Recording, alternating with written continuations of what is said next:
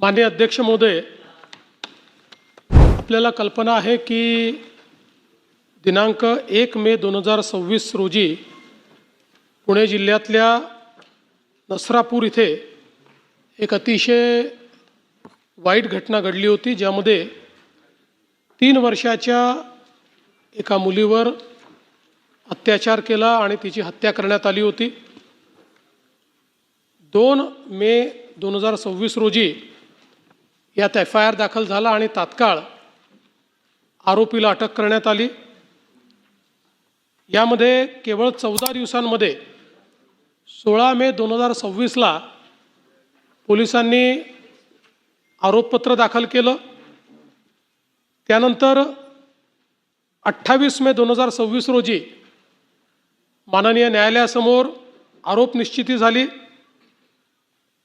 26 मे 2026 ला पहिली साक्ष नोंदवण्यात आली आणि केवळ 16 दिवसांमध्ये 55 साक्षीदार यांची तपासणी, उलट तपासणी या सगळ्या गोष्टी करण्यात आल्या।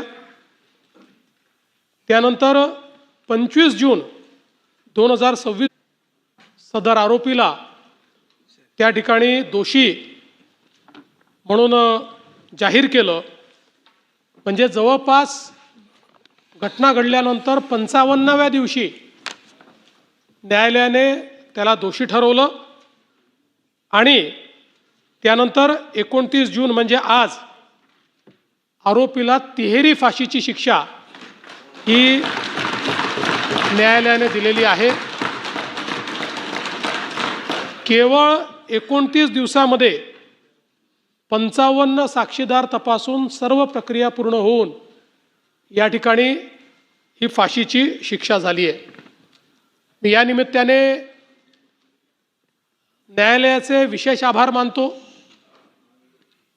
याचं कारण चार्जशीट दाखल करेपर्यंत टाईमलाईन ही पोलिसांच्या हातात असते, पण त्यानंतर ती मुख्यत्वे करून न्यायालयाच्या हातात असते। या प्रकरणामध्ये न्यायमूर्ती SR साळुंखे यांचे मी विशेष आभार मानतो की त्यांनी आपल्या सुट्ट्या देखील रद्द केल्या आणि कंटिन्युअस सुनावणी या विषयाची घेतली।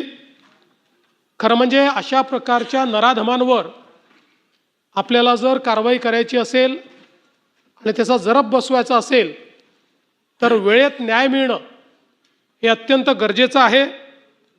आणि निश्चितपणे मला असं वाटतं की या संदर्भात न्यायालयाने स्वतः एक नवीन उदाहरण हे आपल्या पुढे मांडलेलं आहे।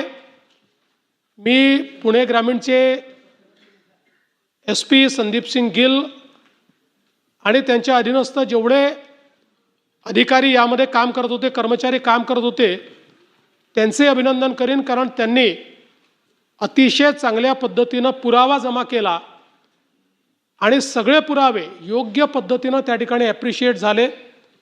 त्यामुळे फाशी देण्याकरता case has to be proven beyond doubt, त्या पद्धतीनं बियॉन्ड डाऊट या ठिकाणी या सगळ्या पुराव्यांच्या आधारावर आपण ती केस प्रूव्ह करू शकलो।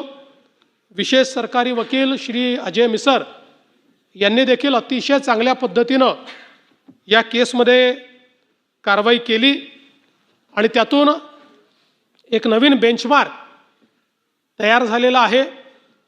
खरं म्हणजे अशा घटना घटू नये हीच आपली प्रत्येकाची इच्छा आहे, पण दुर्दैवाने समाजामध्ये ज्या प्रवृत्ती आहेत त्या प्रवृत्ती कधी ना कधी डोकं वर काढतात।